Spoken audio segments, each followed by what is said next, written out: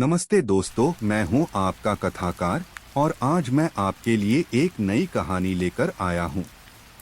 मुझे पता है कि आप मेरी कहानियों के साथ सुकून से रात बिताते हैं या दिन का थकान उतारते हैं, तो सबसे पहले वीडियो को लाइक करें और चैनल को सब्सक्राइब करना ना भूलें। अब मुझे कमेंट में बताएं आप कहां से हैं और अभी कितने बजे ये वीडियो देख रहे हैं। अपनी पसंदीदा चाय या कॉफी के साथ आराम से बैठिए या फिर बिस्तर पर लेटकर रिलैक्स कीजिए। मेरी कहानियां आपको एक अलग दुनिया में ले जाएंगी। अनाया शर्मा ने अपनी आंखें बंद की और गहरी सांस ली। हवा में ठंडक थी, लेकिन उस ठंड के नीचे कुछ और भी था। कुछ ऐसा जो दिखता नहीं था पर महसूस होता था। वह नीदरलैंड्स के एक छोटे से गांव ज़ुइडरवेड में पहुंची थी। यह जगह उसने पहले कभी नहीं देखी थी, लेकिन फिर भी उसे लग रहा था कि यहाँ कुछ पहचाना हुआ है, जैसे वह इस जगह को किसी सपने में देख चुकी हो। वह एक कलाकार थी। भारत की राजधानी दिल्ली में पली बढ़ी, लेकिन कुछ सालों से अकेली रह रही थी।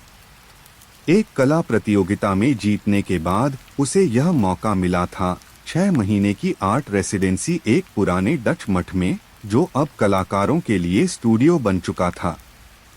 जैसे ही वह गांव में दाखिल हुई, उसे सब कुछ अजीब सा लगा। सड़कें सुनसान थीं, घर पुराने और सादे थे।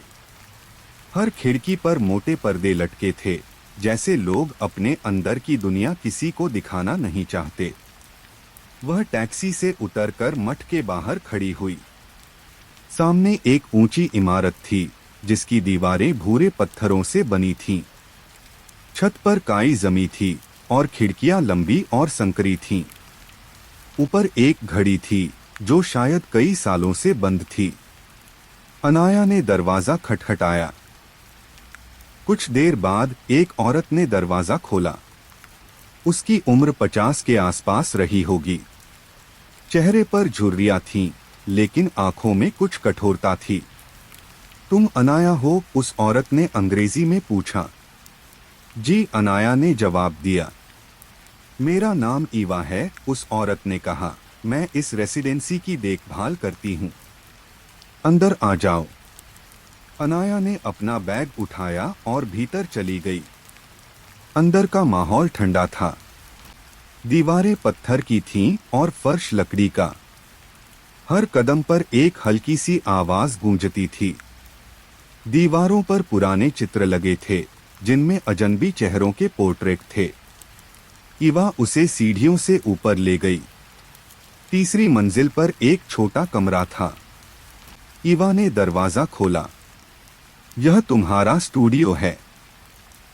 यह कमरा पहले भी कई कलाकारों ने इस्तेमाल किया है, ईवा ने कहा। कमरे में एक बड़ी खिड़की थी, जो गांव की ओर खुलती थी। कोने में एक चित्रफलक रखा था और एक पुरानी टेबल पर रंग और ब्रश रखे थे। अनाया ने चारों ओर देखा। कमरा सुंदर था, लेकिन उसमें कुछ अजीब था। हवा में नमी थी और ऐसा लग रहा था जैसे कोई उसे देख रहा हो। शाम का खाना नीचे डाइनिंग रूम में मिलता है। बाकी कलाकार भी वहीं मिलेंगे, ईवा ने कहा और चली गई। अनाया अकेली रह गई। उसने अपना बैग रखा और खिड़की के पास गई। बाहर खेत थे, जहां ट्यूलिप के फूल फैले हुए थे, लेकिन हवा बहुत ठंडी थी और आसमान में बादल छाए थे।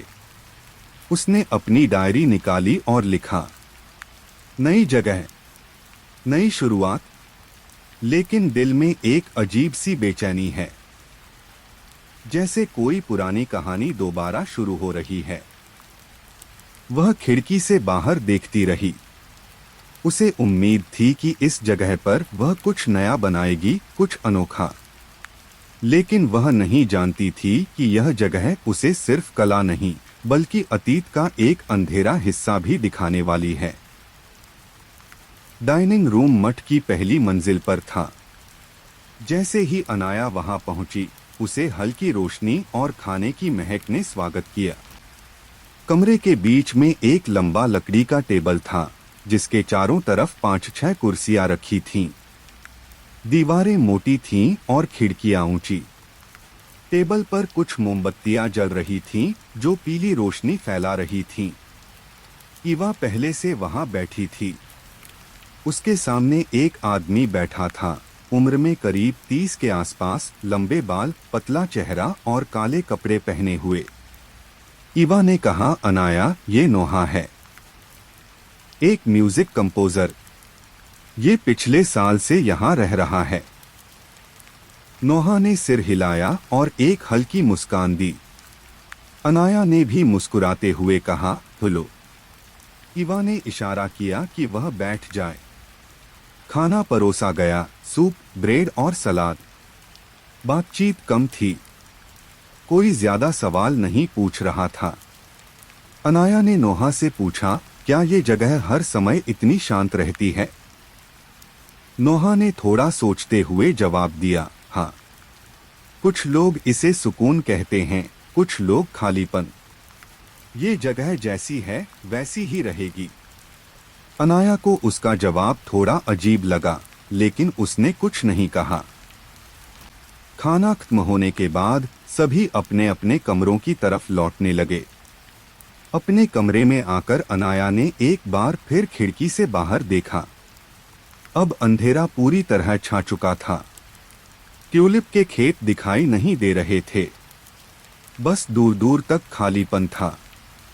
हवा में अब भी ठंड थी, लेकिन अब वह ठंड दिल के अंदर तक उतरती जा रही थी। उसने अपनी स्केचबुक उठाई और कुछ रेखाएं खींची। उसका मन स्थिर नहीं था। कुछ भी बन नहीं रहा था। जो बन रहा था वो वही नहीं था जो वह बनाना चाहती थी। जैसे हाथ कुछ और कर रहे हों और मन कुछ और सोच रहा हो। काफी देर बाद वह थक गई और सोने के लिए लेट गई। नींद जल्दी नहीं आई। कमरे में सन्नाटा था, लेकिन वह सन्नाटा भी कुछ कह रहा था, जैसे हर दीवार कुछ छुपा रही हो। कुछ देर बाद उसे लगा जैसे छत पर कोई चल रहा है। उसने ध्यान से सुना। कुछ भारी कदमों की आवाज, धीरे धीरे एक से दूसरी दिशा में। उसने करवट बदली और खुद को समझाया कि ये पुराना घर है। लकड़ी की सीढ़ियां और फर्श आवाज करते हैं। शायद कोई ऊपर वाले कमरे में देर से पहुंचा हो। लेकिन फिर एक आवाज आई, जैसे कोई फुसफुसा रहा हो, बहुत धीमे। शब्द स्पष्ट नहीं थे। भाषा भी पहचान में नहीं आ रही थी। उसका दिल तेज धड़कने लगा। उसने बिस्तर के पास रखा बल्ब जलाया। कमरा वही था, दीवारें वैसी ही, खिड़की बंद, कोई नहीं था। उसने गहरी सांस ली और खुद को समझाया कि ये उसका वहम है। नया देश, नया माहौल, शायद दिमाग थका हुआ है। थोड़ी देर बाद वह सो गई। सुबह उठी तो कमरे में रोशनी भरी थी। वह खिड़की के पास गई और देखा कि धूप के बावजूद खेतों पर हल्की धुंध थी। नीचे आकर उसने ईवा से पूछा, क्या ऊपर की मंजिल पर भी कोई रहता है? ईवा ने बिना मुस्कराए कहा, तीसरी मंजिल के ऊपर कुछ नहीं है। वो हिस्सा बंद पड़ा है। अनाया चुप हो गई। उसने फिर कुछ नहीं पूछा।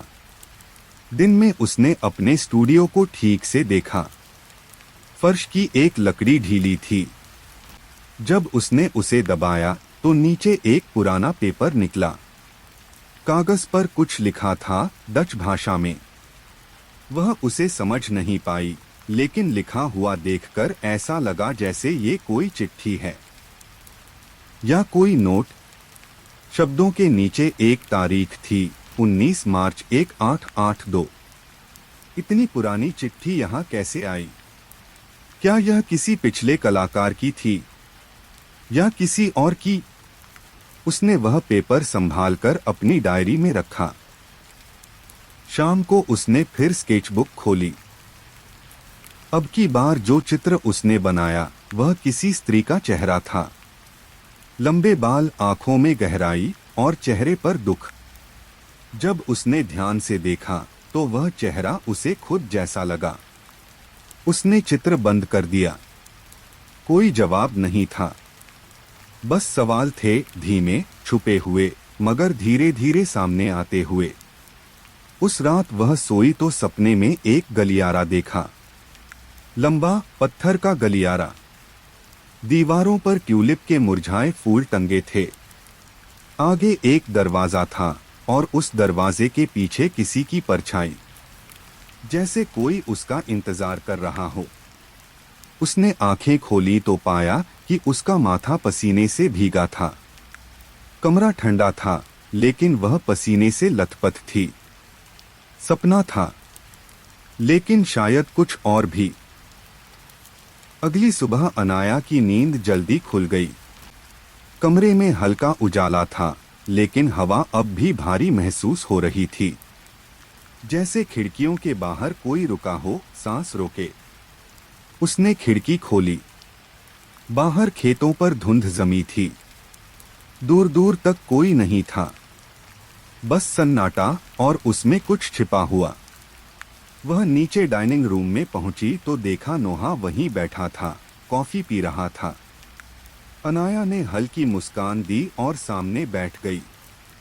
कुछ देर चुप्पी के बाद उसने पूछा, क्या तुमने कभी यहाँ कुछ अजीब महसूस किया है? नोहा ने उसकी ओर देखा, फिर बोला, तुम किस तरह की बात कर रही हो?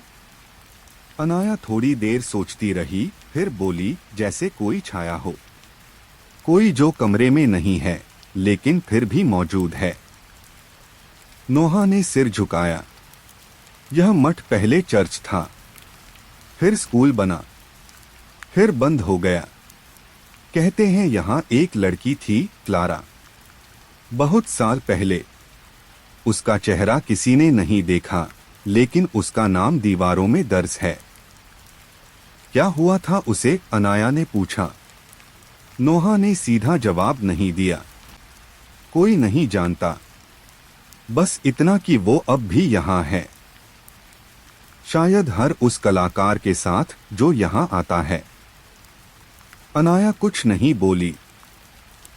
उसने महसूस किया कि नोहा डर गया है या शायद कुछ छिपा रहा है। उस दिन वह अपने कमरे में लौटकर उस पुराने कागज को फिर से देखने लगी। उसने मोबाइल से उसका फोटो लिया और अनुवाद ऐप में डाला। कागज पर लिखा था, वो हर रात लौटती है।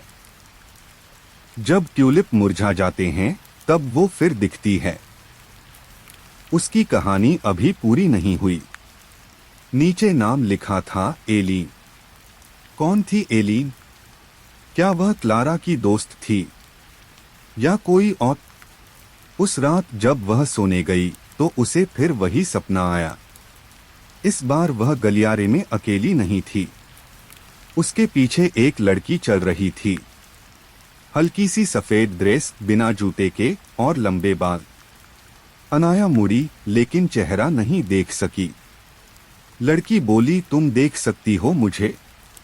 अनाया ने कुछ कहा नहीं। सपना वहीं टूट गया। सुबह उठने के बाद वह नोहा से मिली और बोली, मैं ऊपर जाना चाहती हूँ। नोहा ने चौंकते हुए कहा, तीसरी मंजिल के ऊपर? वो हिस्सा बंद है, ईवा मना करती है। मैंने कुछ देखा है वहाँ, अनाया ने कहा। मुझे लगता है जवाब वहाँ है। नोहा थोड़ी देर सोचता रहा, फिर धीरे से बोला, आज रात जब सब सो जाएं। रात को दोनों धीरे से सीढ़ियां चढ़े। ईवा के कमरे की लाइट बंद थी। तीसरी मंजिल के बाद एक छोटा सा दरवाजा था जो जंग लगा था। नोहा ने जेब से चाबी निकाली। दरवाजा खुला।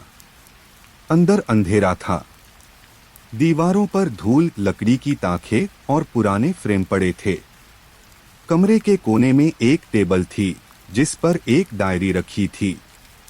अनाया ने उसे उठाया और खोला। पहला पन्ना पढ़ा। मेरा नाम एलीन है।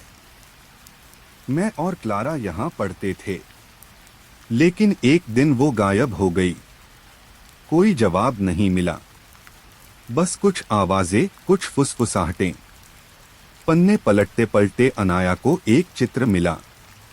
एक लड़की की तस्वीर जो हूबहू उसी जैसी दिखती थी जैसी उसने स्केच में बनाई थी।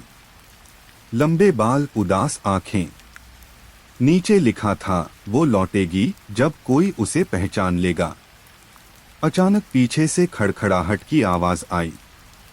दोनों मुड़े, लेकिन कोई नहीं था। नोहा बोला, हमें चलना चाहिए। अनाया ने डायरी अपने बैग में रखी और दोनों नीचे लौट आए। कमरे में लौटकर वह देर तक नहीं सो सकी। उसके मन में अब डर नहीं था, बल्कि एक गहरा जुड़ाव था। क्लारा की कहानी अब उससे जुड़ चुकी थी, और शायद वह अब कहानी का हिस्सा बन चुकी थी। सुबह की रोशनी कमरे में धीमे धीमे फैल रही थी। अनाया अब हर सुबह अपने साथ कुछ अलग लेकर उठती थी, एक सपना, एक संकेत, एक परछाई। कल रात जो डायरी उसने ऊपर के बंद कमरे से लाई थी, उसे उसने अब कई बार पढ़ लिया था, लेकिन हर बार कोई नई बात नजर आती थी। जैसे शब्द बदल जाते हों, भाव और गहरे हो जाते हों। डायरी में एक पन्ना था जिस पर लिखा था, चित्र कभी झूठ नहीं बोलते, वे वही दिखाते हैं जो छिपा होता है। क्लारा अब भी यही है, उस अंतिम चित्र में। अनाया ने सोचते हुए दीवार की ओर देखा। उसके कमरे में एक पुरानी पेंटिंग टंगी थी। पहले कभी उस पर ध्यान नहीं दिया था। अब उसे लगा जैसे उस पेंटिंग में कुछ बदला है। वह उठी और पास जाकर उसे देखने लगी। चित्र में एक कमरा था, पत्थर की दीवारें, एक मेज और एक खिड़की। लेकिन खिड़की के कोने में अब एक चेहरा झलक रहा था, बहुत हल्का, जैसे हाल ही में जोड़ा गया हो। क्या ये वही चित्र है जिसकी बात डायरी में की गई थी? उसने उस चित्र की तस्वीर ली और उसे जूम करके देखा। चेहरा बहुत हल्का था, लेकिन वह उसे पहचानती थी।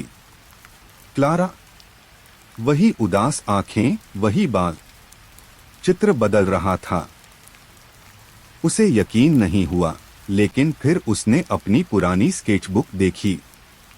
जो चेहरा उसने 2 दिन पहले स्केच किया था, अब वह बदल चुका था। अब उसमें हल्के से आंसू थे। अनाया की उंगलियां कांप गईं।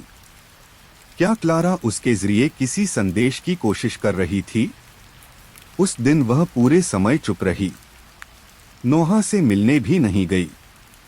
बस पेंटिंग को देखती रही, डायरी पढ़ती रही और पुराने स्केच पलटती रही। शाम को उसने नोहा को बुलाया। मुझे एक चीज दिखानी है, उसने कहा। दोनों ने वह पेंटिंग देखी। नोहा ने गहरी सांस ली। ये चित्र यहाँ पहले नहीं था, वह बोला। क्या तुमने कभी इसका चेहरा देखा था? अनाया ने पूछा। नोहा ने सिर हिलाया। नहीं। और अब मैं समझता हूं कि डायरी में जो लिखा था उसका मतलब ये था। अनाया ने धीरे से कहा, क्लारा किसी चित्र में कैद है, शायद उसी में जिससे वह कभी बाहर नहीं निकल पाई। या शायद नोहा ने जोड़ा, उसे किसी की जरूरत थी जो उसे देख सके, पहचान सके, और वो तुम हो। अनाया ने खामोश होकर सिर झुका लिया। रात को वह देर तक जागती रही। उसने 2 मोमबत्तियां जलाईं और चित्र के सामने बैठ गई। धीरे धीरे वह चित्र देखने लगी, हर रेखा, हर छाया। तभी उसने देखा, चित्र में खिड़की के पास एक और आकृति दिखाई दे रही है। क्लारा के पीछे कोई और, एक लंबा धुंधला सा साया। यह चित्र अब कहानी कह रहा था, पर वो कहानी किसी एक की नहीं थी। वो कहानी थी किसी बंद आत्मा की, किसी भटके हुए वक्त की। उसने फिर डायरी खोली और आखिरी पन्ना पढ़ा। अगर कोई उसकी आंखों में आंखें डाल सके, तो वो कहेगी, क्या हुआ था उस दिन? उस रात जब वह लेटी तो सपना फिर लौट आया। अब की बार वह उसी कमरे में थी जो चित्र में दिख रहा था। कमरे में वह पेंटिंग टंगी थी और खिड़की से रोशनी आ रही थी, लेकिन खिड़की के सामने अब क्लारा खड़ी थी। उसने धीरे से कहा, अब तुम देख सकती हो, लेकिन क्या तुम सुन भी सकती हो?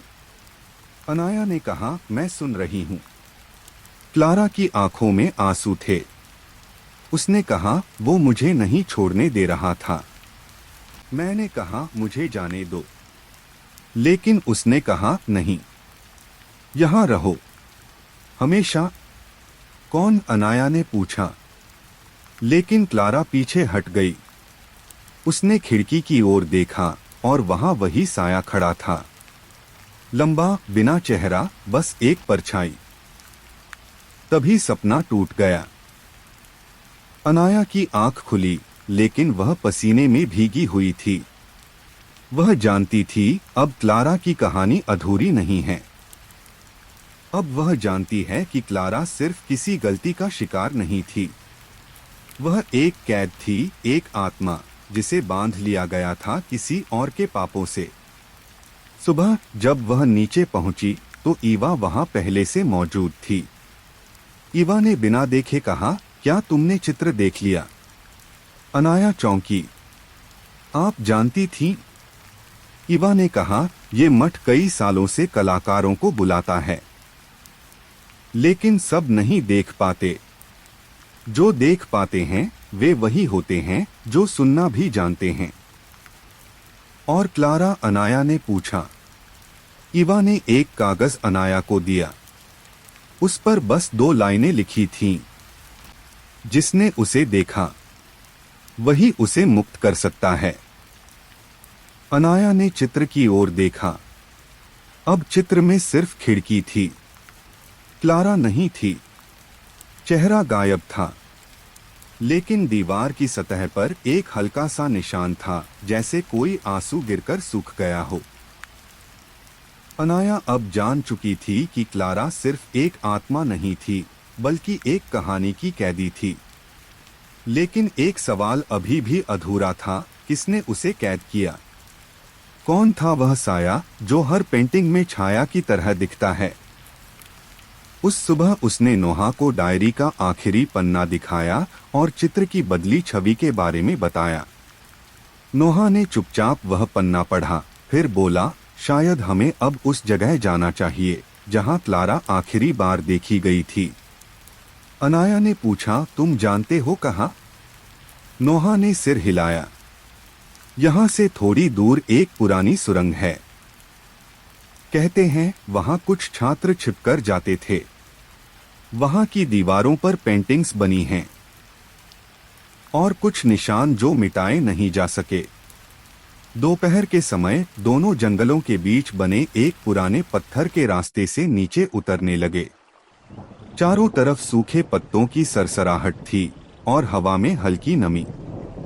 करीब आधे घंटे बाद उन्हें एक लोहे का दरवाजा दिखा, आधा खुला हुआ और उसके पार अंधेरा। नोहा ने टॉर्च निकाली और बोला, यही है। सुरंग शुरू होती है यहीं से। भीतर घुसते ही उन्हें घुटन सी महसूस हुई। दीवारें सीलन भरी थीं और हर कदम पर उनकी चप्पलों की आवाज गूंजती थी। कुछ दूर जाने के बाद एक बड़ी दीवार आई जिस पर कई पुराने चित्र बने थे। कुछ पेंटिंग्स में चेहरे अधूरे थे, कुछ में आंखें ही नहीं थीं। और एक चित्र सबसे अलग, एक लंबा साया जिसके नीचे लिखा था, डोमिनस अम्ब्रा, परछाई का स्वामी। अनाया ठिठक गई। डोमिनस अम्ब्रा, उसने दोहराया। नोहा ने कहा, मैंने कभी ये नाम नहीं सुना, लेकिन लगता है ये वही हो सकता है जिसने क्लारा को कैद किया। अनाया चित्र के पास गई। उसने हाथ बढ़ाया और जैसे ही उसकी उंगलियां उस साया को छूने लगी, एक ठंडी लहर उसके शरीर से गुजर गई। अचानक उसे किसी की सांसें सुनाई दी, बिल्कुल पास से। उसने मुड़कर देखा, लेकिन वहां कोई नहीं था। नोहा बोला, क्या हुआ? मैंने कुछ महसूस किया, जैसे कोई मुझे देख रहा हो। तभी सुरंग के अंत की ओर से कुछ हल्की सी गूंज आई, एक हंसी, ना जोर से ना धीमे, बस इतनी कि सुनकर शरीर में सिहरन दौड़ जाए। दोनों ने एक दूसरे को देखा। अनाया ने धीरे से कहा, मुझे लगता है वो यहाँ है। नोहा बोला, हमें चलना चाहिए, इससे पहले कि कुछ हो। लेकिन अनाया ने पीछे मुड़कर चित्र को फिर से देखा। अब उसमें कुछ बदल चुका था। साया की जगह दो आकृतियां थीं, एक लड़की और एक साया। लड़की की आंखें चित्र से बाहर देख रही थीं, सीधे अनाया की ओर। रात को जब वह अपने कमरे में लौटी तो दरवाजा थोड़ा खुला था। अंदर की हवा ठंडी और भारी थी। उसने जैसे ही दरवाजा बंद किया, पीछे से कुछ गिरने की आवाज आई। उसकी स्केचबुक जमीन पर पड़ी थी, खुली हुई। लेकिन ये वही स्केच नहीं थी जो उसने पहले बनाई थी। इसमें एक नया चित्र था, उसकी खुद की तस्वीर उस सुरंग में खड़ी हुई, और उसके पीछे वही साया। उसने जल्दी से स्केचबुक बंद की और खिड़की की ओर भागी। बाहर देखा, दूर खड़ा कोई व्यक्ति, एकदम सीधा, काले कपड़े, चेहरा साफ नहीं दिखा। जैसे ही उसने ध्यान से देखने की कोशिश की, वो आकृति हिल गई और फिर गायब हो गई। अनाया की सांसें तेज हो गईं। अब वह जान चुकी थी, डोमिनस अम्ब्रा सिर्फ एक मिथक नहीं है, वह कोई आत्मा है जो चित्रों के जरिए लोगों को छूती है। जिस तरह क्लारा को उसने कैद किया, उसी तरह अब वह खुद अनाया को भी देख रहा है। अगले दिन वह दोबारा ईवा से मिलने गई। उसने पूछा, आपने कभी डोमिनस अम्ब्रा के बारे में सुना है? ईवा ने उसकी ओर देखा, उसकी आंखें एकदम स्थिर हो गईं। फिर उसने बहुत धीरे से कहा, तुमने उसका नाम कहाँ से सुना? सुरंग में एक चित्र था, उस पर वही नाम लिखा था। ईवा ने सिर झुकाया। यह नाम केवल उन लोगों को दिखाई देता है जिन्हें वो चुनता है। बाकी लोगों को ये चित्र अधूरा लगता है। क्लारा को भी उसने चुना था, अनाया ने पूछा। ईवा ने चुपचाप सिर हिलाया। क्लारा एक बहुत प्रतिभाशाली छात्रा थी, लेकिन जब वह उस चित्र के पास गई तब से बदलने लगी। वह चुप रहती थी, अकेले स्केच करती थी, और फिर एक दिन गायब हो गई। अनाया ने कहा, पर अब वो मेरी स्केचबुक में दिखाई देती है। कभी चित्र बदलते हैं, कभी आवाजें आती हैं। ईवा बोली, डोमिनस अम्ब्रा अपने चित्रों के जरिए आत्माओं को बांधता है, उन्हें वहीं रखता है जब तक कोई उनका चित्र देखकर उन्हें पहचान न ले। तो फिर उसे रोका कैसे जा सकता है? अनाया ने पूछा। ईवा बोली, कहते हैं अगर उसकी असली आकृति को चित्रित कर दिया जाए बिना डर के, पूरी सच्चाई के साथ, तब वह कमजोर पड़ता है। असली आकृति? अनाया ने दोहराया।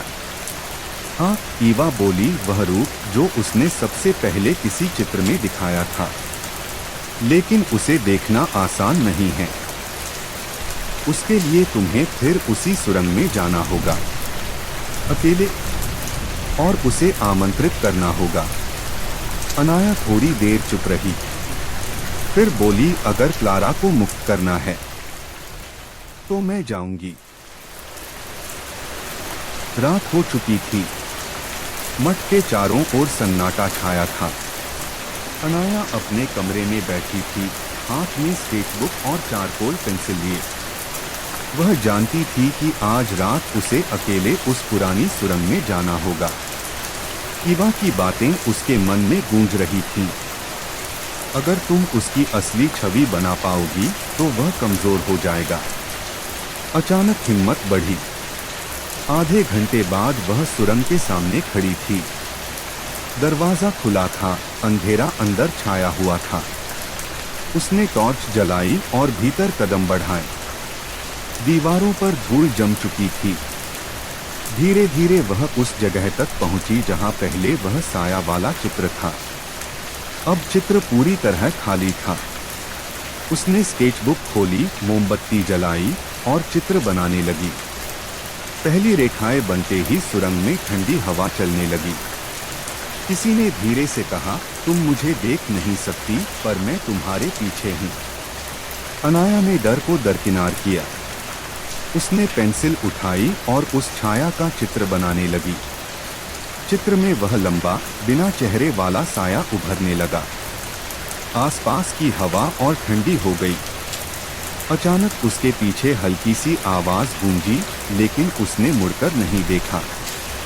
वह जानती थी कि डर से हारना नहीं है। चित्र बनते ही एक अंधेरा रूप उसके सामने प्रकट हुआ। यह वही डोमिनस अम्ब्रा था।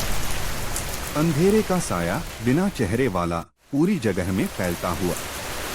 अनाया ने डटकर कहा, मैंने तुम्हें देखा है। मैं तुम्हें जानती हूँ। अब तुम मुझसे छिप नहीं सकते। साया कुछ पल के लिए रुका, फिर धीमी आवाज में बोला, तुमने मुझे देखा? तुम्हारे हाथों बनाया। अनाया ने हाँ में सिर हिलाया। तुम डर से बने हो, लेकिन अब मैं तुम्हें अपनी कला में बांध रही हूँ। साया धीरे धीरे धुंधला होने लगा। फिर चित्र में क्लारा की मुस्कुराती हुई छवि उभर आई। साया चिल्लाया, वो मेरी थी, मेरी कैद। अनाया ने कहा, नहीं, वो आजाद है। अचानक साया चित्र में समा गया। सभी लकीरें साफ हो गईं और सब शांत हो गया। अनाया ने राहत की सांस ली। वह बाहर आई तो हवा साफ और हल्की लग रही थी। मठ लौटकर उसने स्केचबुक खोली। अब चित्र में सिर्फ हल्का धब्बा बचा था। अगले दिन नोहा ने मुस्कुराकर कहा, तुमने कर दिखाया। अनाया ने कहा, क्लारा आजाद है और वह साया अब सिर्फ एक कहानी है। अनाया ने सोचा था कि सब खत्म हो गया। क्लारा की आत्मा आजाद हो गई थी और डोमिनस अम्ब्रा भी चित्र में बंद हो चुका था। लेकिन उसे नहीं पता था कि कहानी के पन्ने अभी भी खुलना बाकी थे। अगली सुबह सूरज की पहली किरणें मठ के कक्ष में आईं। अनाया बिस्तर से उठी और अपनी स्केचबुक खोली। उसके चेहरे पर एक हल्की मुस्कान थी, लेकिन मन में कहीं एक बेचैनी भी थी। उसने सोचा, क्या सच में यह खत्म हो गया? फिर उसने नोटिस किया, स्केचबुक के पन्नों के बीच एक छोटा कागज छुपा हुआ था। कागज पर कोई पुराना खत लिखा था।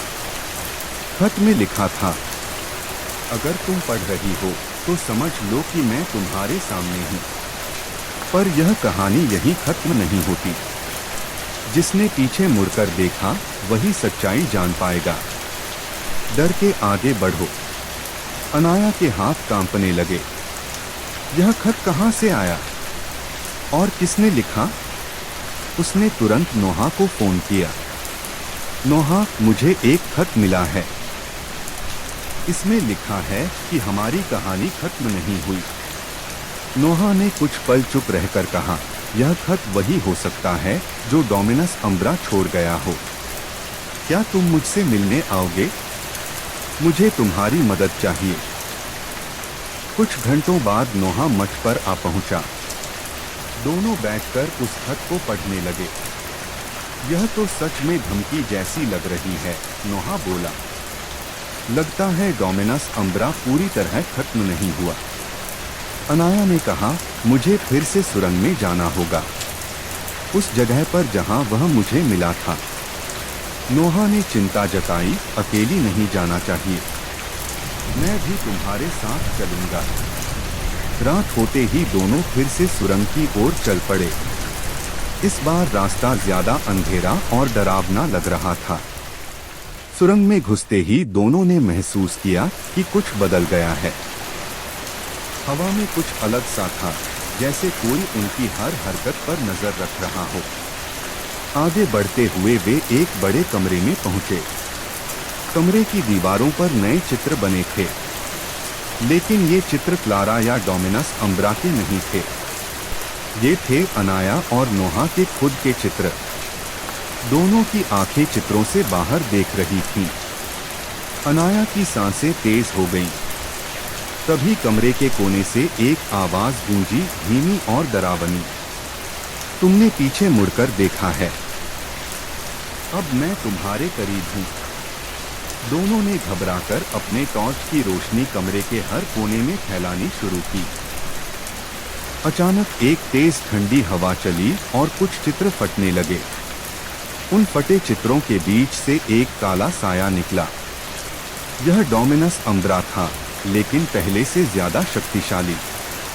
उसकी आंखें लाल रोशनी से जल रही थीं। तुमने मेरी ताकत कमजोर की, वह बोला, पर मैं मरूंगा नहीं। नोहा ने अनाया को पकड़कर कहा, हमें मिलकर इसका सामना करना होगा। अनाया ने गहरी सांस ली। हम इस बार डरेंगे नहीं। डोमिनस अम्ब्रा ने उनके सामने घुमाव लिया और बोला, तुम दोनों के दिलों में जो डर है वही मेरी असली शक्ति है। जब तक तुम उससे नहीं लड़ोगे, मैं मजबूत रहूंगा। अनाया ने कहा, हम डरेंगे नहीं। हम तुम्हें अपनी हिम्मत से हराएंगे। तभी उसने अपनी स्केचबुक निकाली और पेंसिल पकड़ ली। नोहा ने भी हाथ में एक छोटा दर्पण लिया। हम इस बार तुम्हें घेर लेंगे। डोमिनस अम्ब्रा ने एक जोरदार चीख लगाई और काला धुआं फैलने लगा। लेकिन अनाया ने अपना पहला रेखाचित्र बनाया। उसने वह डर जो दिल में था उसे कागज पर उतारा।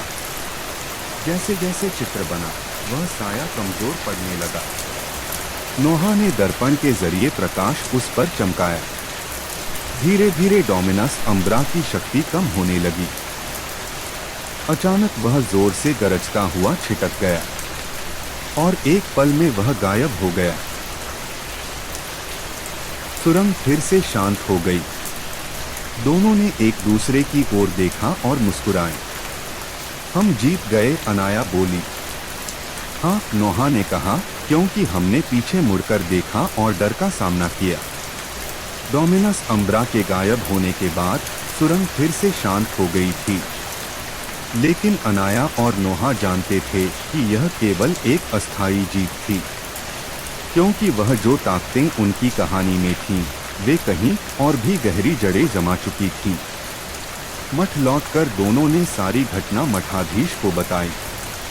मठाधीश गंभीर हो गए और बोले, यह साया केवल एक भूत या आत्मा नहीं है।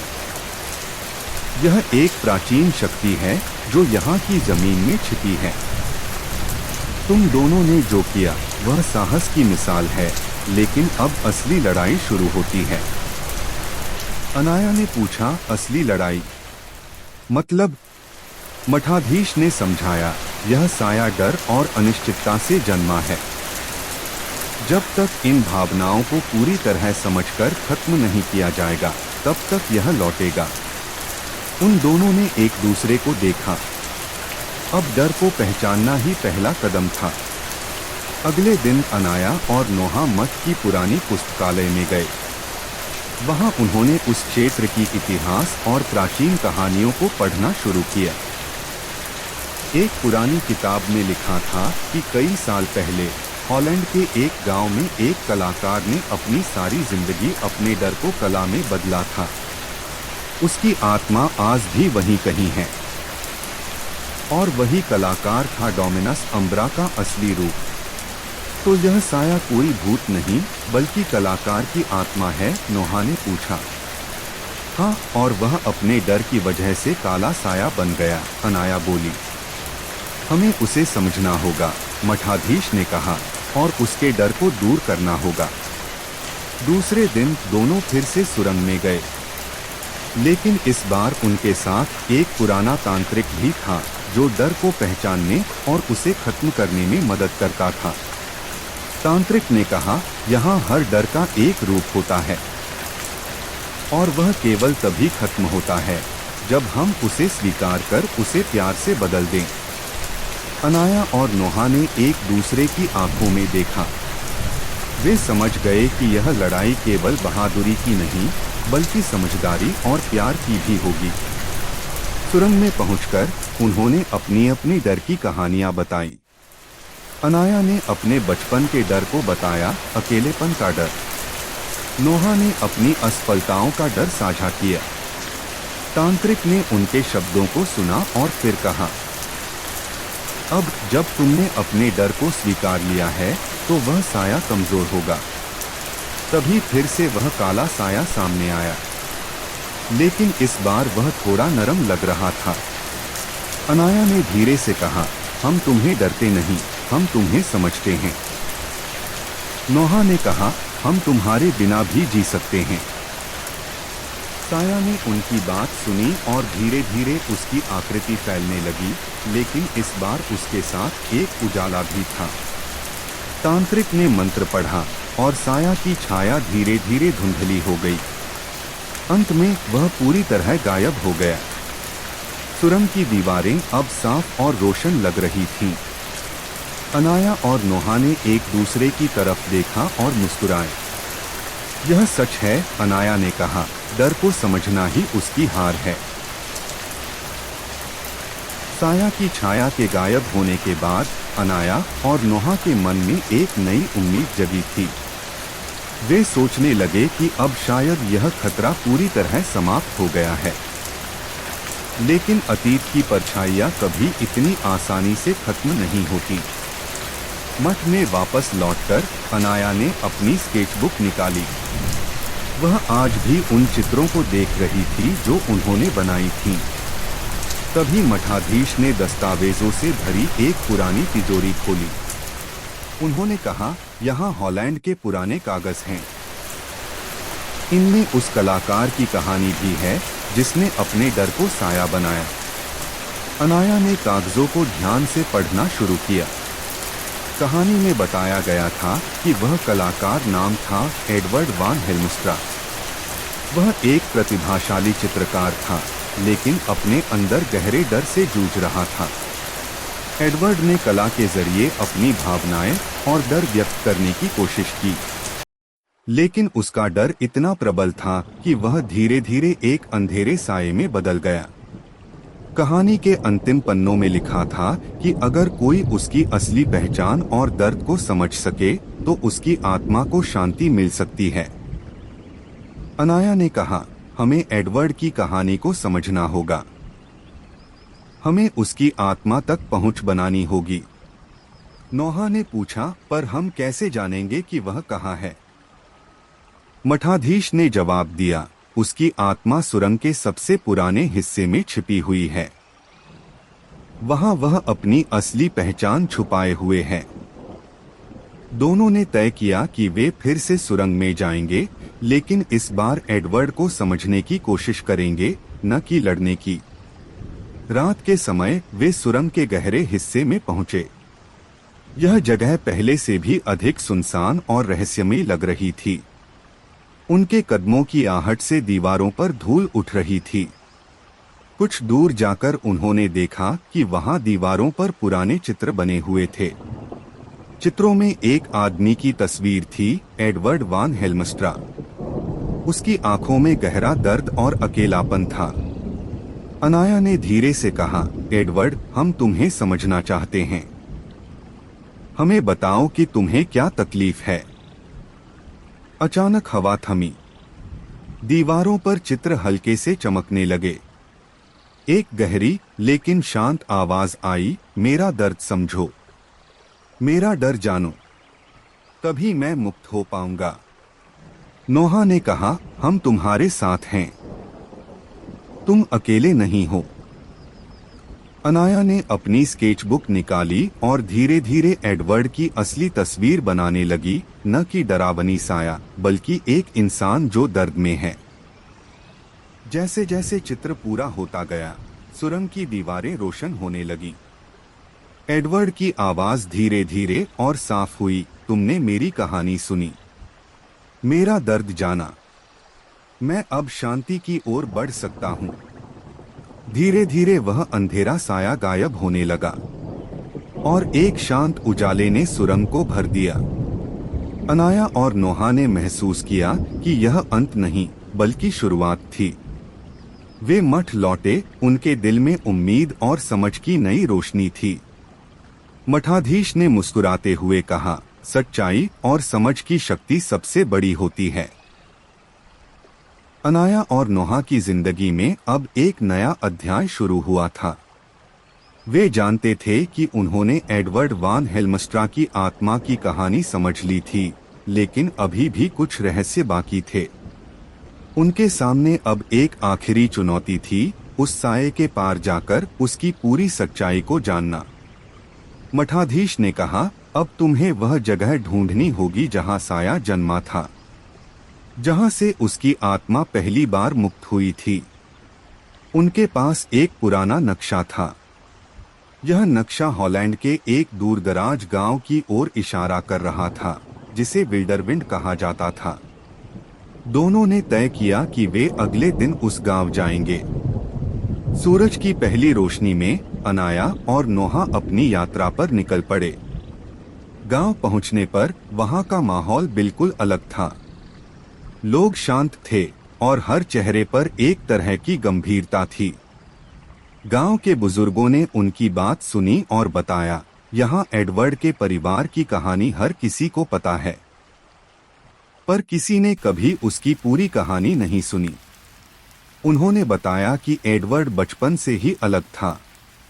वह अक्सर अकेला रहता, बातें कम करता और अपने कमरे में चित्र बनाता रहता।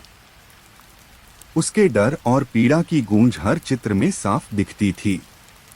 पर क्या उसे कभी किसी ने समझा? अनाया ने पूछा।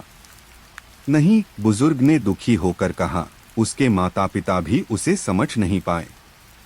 उसके डर उसे और ज्यादा अकेला कर देते थे। अनाया ने महसूस किया कि साया सिर्फ डर का नहीं, अकेलेपन का भी प्रतीक था।